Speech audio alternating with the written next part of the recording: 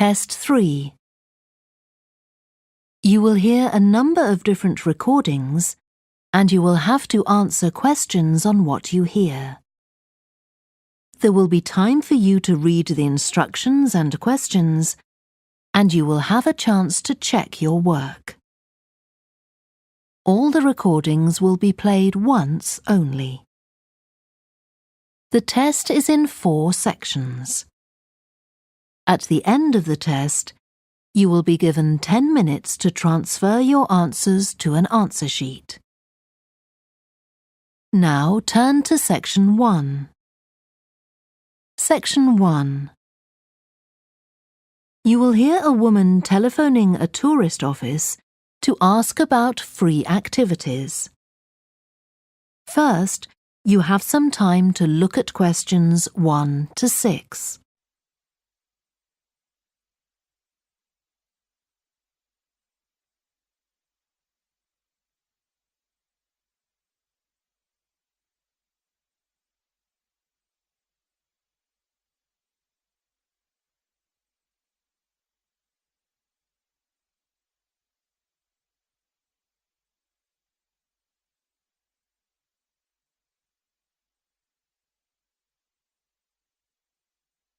You will see that there is an example that has been done for you. On this occasion only, the conversation relating to this will be played first. Good morning, this is Burnham Tourist Office, Martin speaking. Oh, hello. I saw a poster about free things to do in the area, and it said people should phone you for information. I'm coming to Burnham with my husband and 2 children for a few days on June the 27th, or possibly the 28th, and I'd like some ideas for things to do on the 29th. Yes, of course. The date that the woman wants information about is the 29th of June, so the letter C has been circled. Now we shall begin. You should answer the questions as you listen because you will not hear the recording a second time. Listen carefully and answer questions 1 to 6. Good morning, this is Burnham Tourist Office, Martin speaking. Oh, hello. I saw a poster about free things to do in the area, and it said people should phone you for information.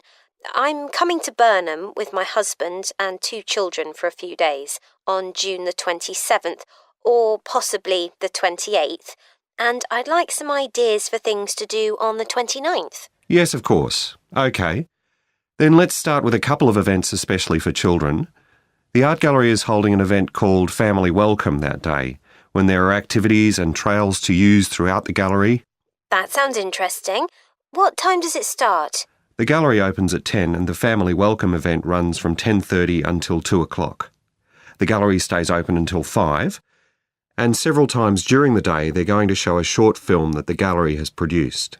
It demonstrates how ceramics are made, and there'll be equipment and materials for children to have a go themselves. Last time they ran the event there was a film about painting, which went down very well with the children, and they're now working on one about sculpture. I like the sound of that. And what other events happen in Burnham? Well, do you all enjoy listening to music? Oh, yes.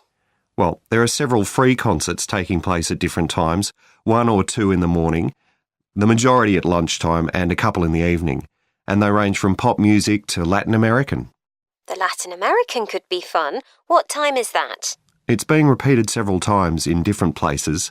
They're performing in the Central Library at 1 o'clock, then at 4 it's in the City Museum, and in the evening at 7:30 there's a longer concert in the theatre. Right. I'll suggest that to the rest of the family. Something else you might be interested in is the boat race along the river. Oh, yes. Do tell me about that. The race starts at Offord Marina to the north of Burnham and goes as far as Summer Pool. The best place to watch it from is Charlesworth Bridge, though that does get rather crowded. And who's taking part? Well, local boat clubs, but the standard is very high. One of them came first in the West of England Regional Championship in May this year. It was the first time a team from Burnham has won. It means that next year They'll be representing the region in the National Championship. Before you hear the rest of the conversation, you have some time to look at questions 7 to 10.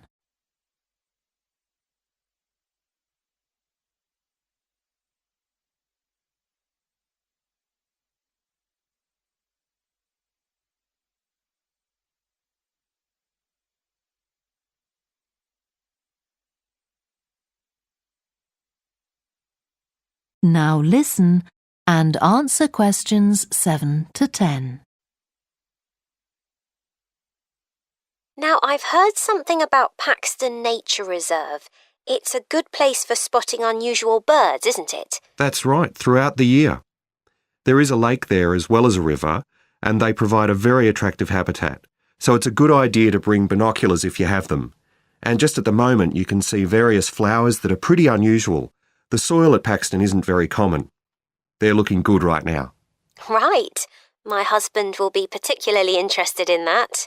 And there's going to be a talk and slideshow about mushrooms, and you'll be able to go out and pick some afterwards and study the different varieties. Uh-huh. And is it possible for children to swim in the river? Yes, part of it has been fenced off to make it safe for children to swim in. It's very shallow, and there's a lifeguard on duty whenever it's open. The lake is too deep, so swimming isn't allowed there. OK, we must remember to bring their swimming things in case we go to Paxton. How long does it take to get there by car from Burnham? About 20 minutes, but parking is very limited, so it's usually much easier to go by bus, and it takes about the same time. Right. Well, I'll discuss the options with the rest of the family. Thanks very much for all your help. You're welcome. Goodbye. Bye. That is the end of section 1. You now have half a minute to check your answers.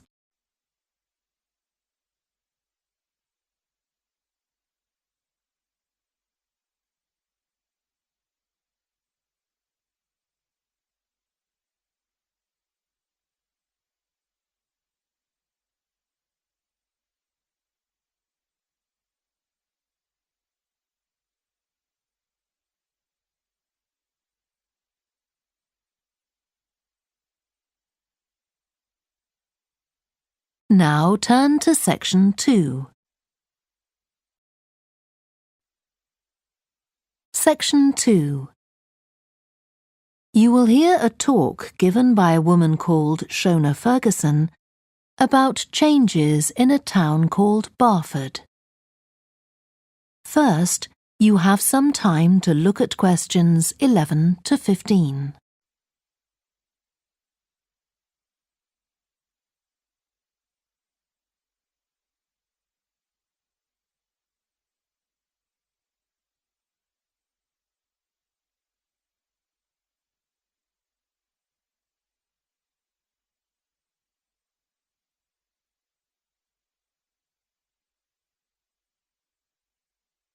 Now listen carefully and answer questions 11 to 15.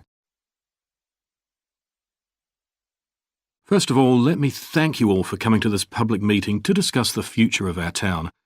Our first speaker is Shona Ferguson from Barford Town Council. Shona. Thank you. First, I'll briefly give you some background information. Then I'll be asking you for your comments on developments in the town. Well, as you don't need me to tell you, Barford has changed a great deal in the last 50 years. These are some of the main changes. 50 years ago, buses linked virtually every part of the town and the neighbouring towns and villages. Most people used them frequently, but not now, because the bus companies concentrate on just the routes that attract most passengers. So parts of the town are no longer served by buses. Even replacing old, uncomfortable buses with smart new ones has had little impact on passenger numbers. It's sometimes said that bus fares are too high, but in relation to average incomes, fares are not much higher than they were 50 years ago. Changes in the road network are affecting the town. The centre was recently closed to traffic on a trial basis, making it much safer for pedestrians. The impact of this is being measured. The new cycle paths separating bikes from cars in most main roads are being used far more than was expected, reducing traffic and improving air quality. And although the council's attempts to have a bypass constructed have failed, we haven't given up hope of persuading the government to change its mind. Shopping in the town centre has changed over the years. Many of us can remember when the town was crowded with people going shopping. Numbers have been falling for several years, despite efforts to attract shoppers, for instance by opening new car parks. Some people combine shopping with visits to the town's restaurants and cafes. Most shops are small independent stores, which is good, but many people prefer to use supermarkets and department stores in nearby large towns, as there are so few well-known chain stores here. Turning now to medical facilities. The town is served by family doctors in several medical practices, fewer than 50 years ago, but each catering for far more patients. Our hospital closed 15 years ago, which means journeys to other towns are unavoidable. On the other hand, there are more dentists than there used to be. Employment patterns have changed along with almost everything else. The number of schools and colleges has increased, making that the main employment sector. Services such as website design and accountancy have grown in importance, and surprisingly perhaps, manufacturing hasn't seen the decline that has affected it in other parts of the country. Before you hear the rest of the talk, you have some time to look at questions 16 to 20.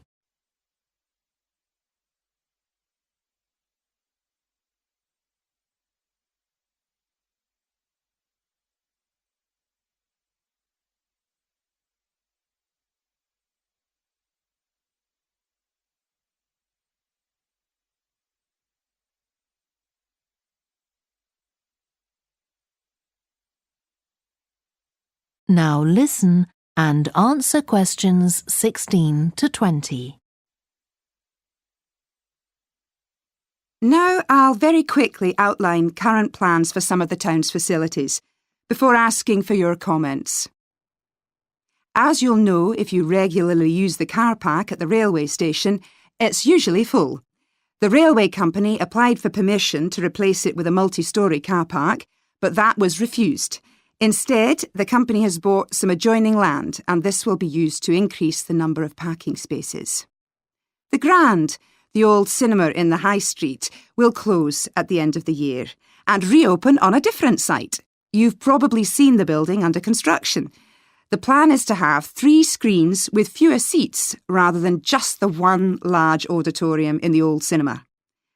I expect many of you shop in the indoor market. It's become more and more shabby looking, and because of fears about safety, it was threatened with demolition. The good news is that it will close for 6 weeks to be made safe and redecorated, and the improved building will open in July. Lots of people use the library, including school and college students who go there to study. The council has managed to secure funding to keep the library open later into the evening, twice a week.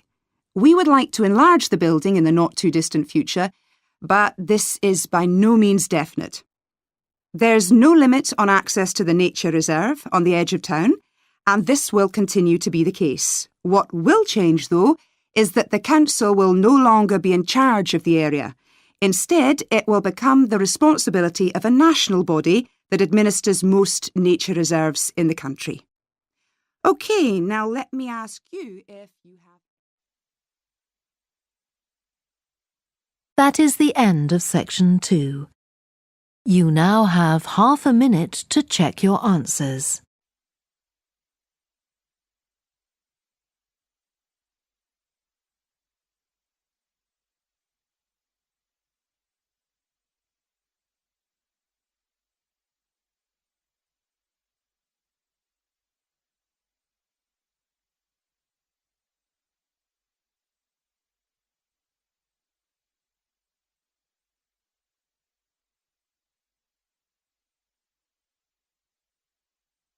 Now turn to section 3.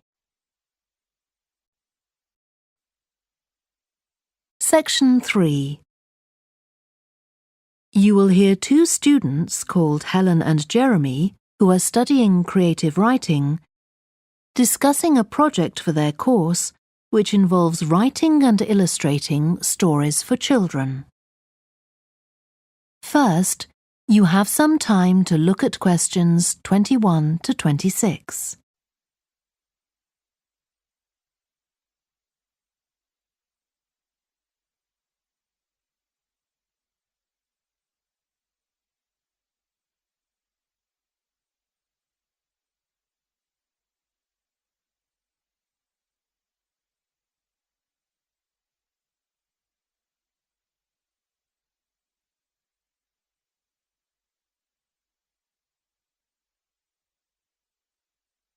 Now listen carefully and answer questions 21 to 26.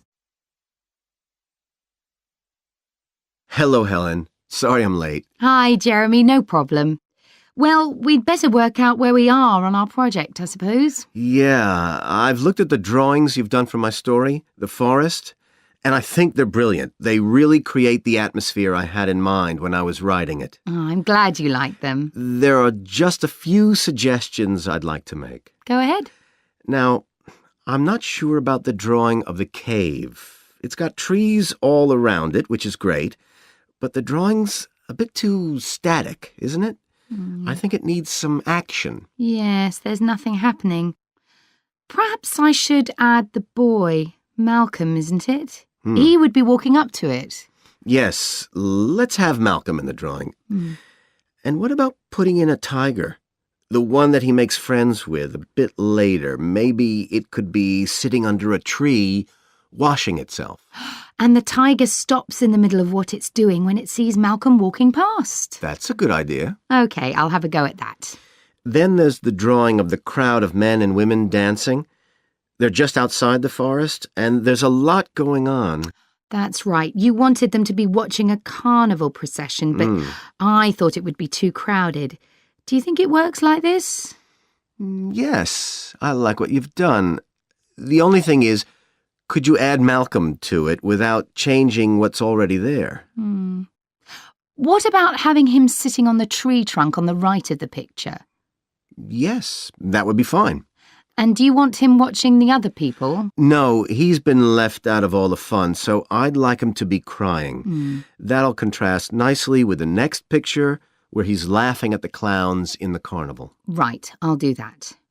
And then the drawing of the people ice skating in the forest. I wasn't too happy with that one. Because they're supposed to be skating on grass, aren't they? That's right, and it's frozen over. At the moment, it doesn't look quite right. I see what you mean.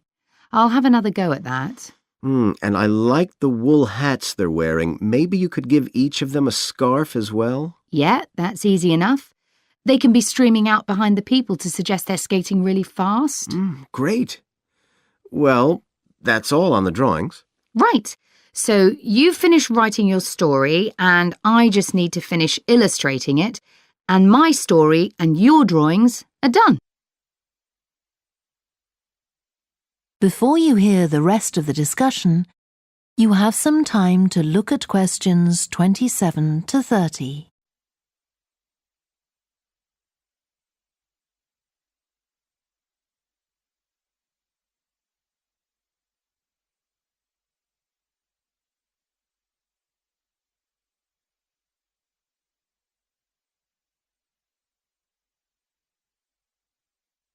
Now listen and answer questions 27 to 30.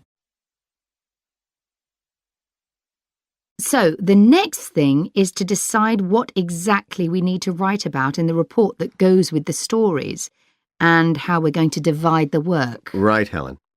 What do you think about including a section on how we planned the project as a whole, Jeremy? That's probably quite important. Yeah, well, you've had most of the good ideas so far. How do you feel about drafting something? Then we can go through it together and discuss it. OK, that seems reasonable. And I could include something on how we came up with the ideas for our two stories, couldn't I? Well, I've started writing something about that, so why don't you do the same and we can include the two things? Right. So, what about our interpretation of the stories? Do we need to write about what we think they show, like the value of helping other people or that sort of thing? That's going to come up later, isn't it? I think everyone in the class is going to read each other's stories and come up with their own interpretations, which we're going to discuss. Oh, I missed that. So it isn't going to be part of the report at all? No. But we need to write about the illustrations because they're an essential element of children's experience of reading the stories. It's probably easiest for you to write that section, as you know more about drawing than I do. Maybe, but I find it quite hard to write about. I'd be happier if you did it. Okay. So when do you think we can get this ready? That is the end of section 3. You now have half a minute to check your answers.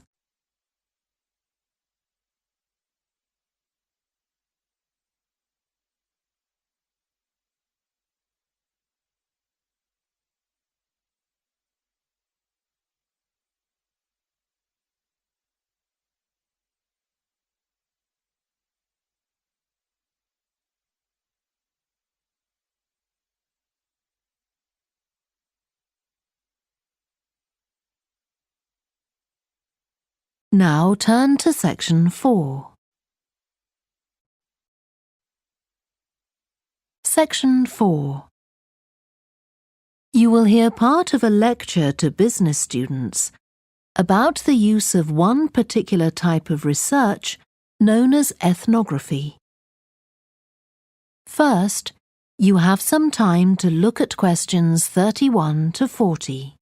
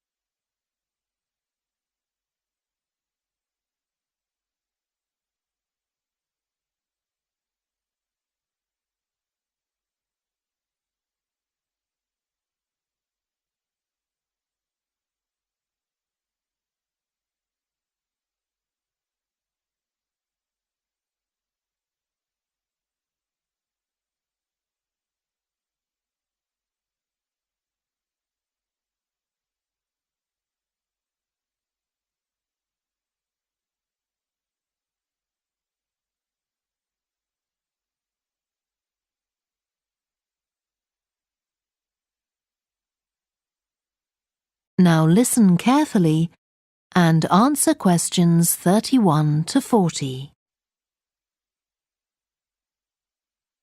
So, what I'm going to talk about to you today is something called ethnography.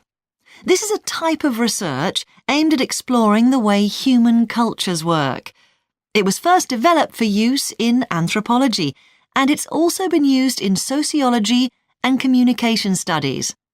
So, what's it got to do with business, you may ask?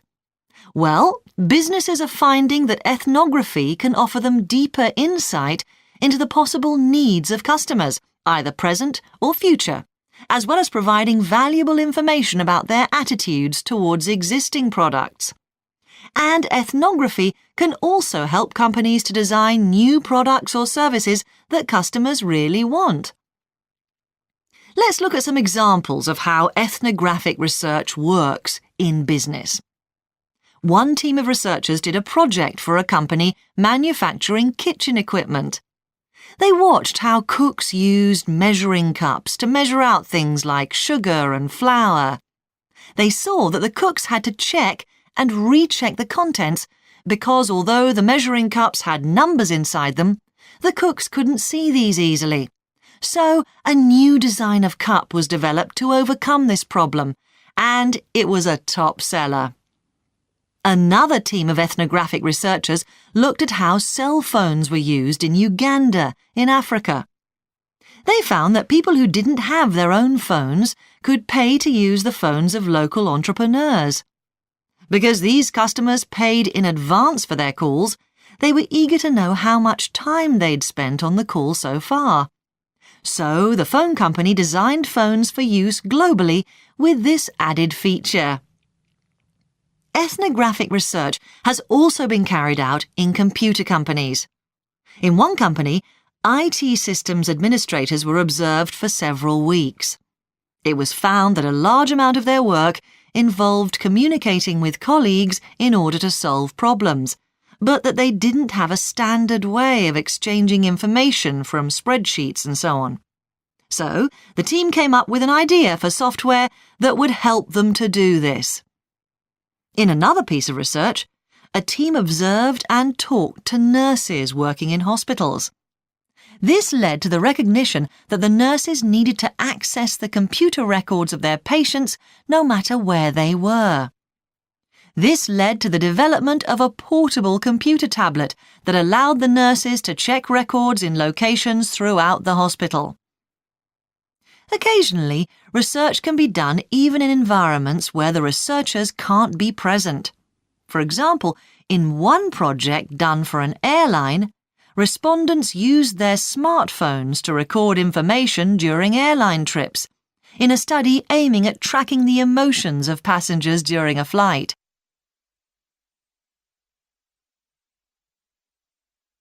So, what makes studies like these different from ordinary research?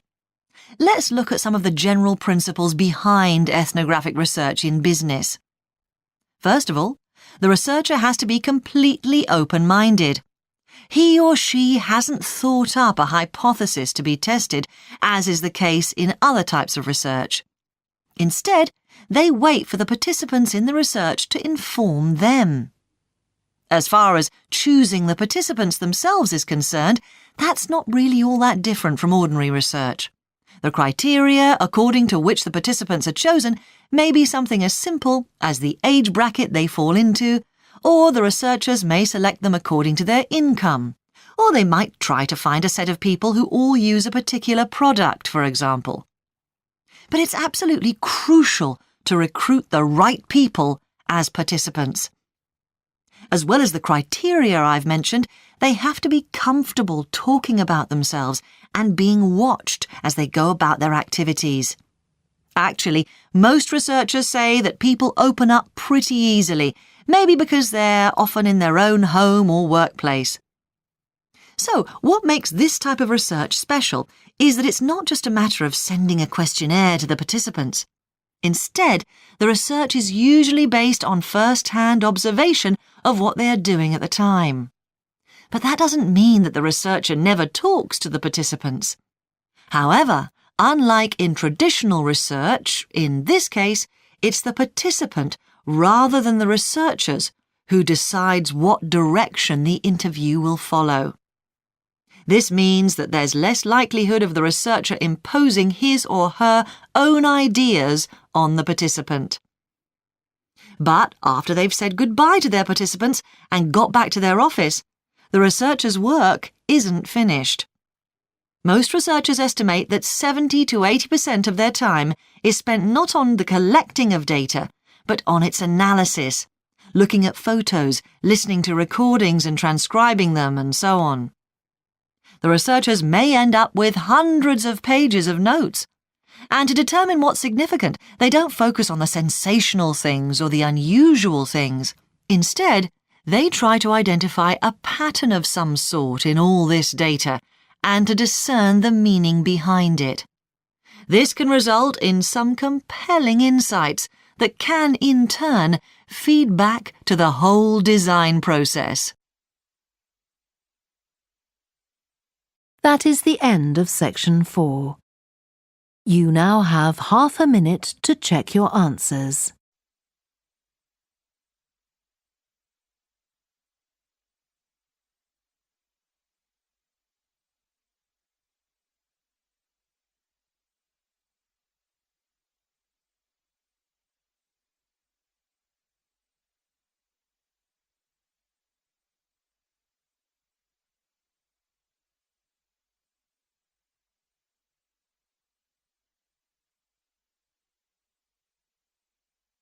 That is the end of the listening test. You now have 10 minutes to transfer your answers to the answer sheet. Please stop writing and wait for your question booklet to be collected.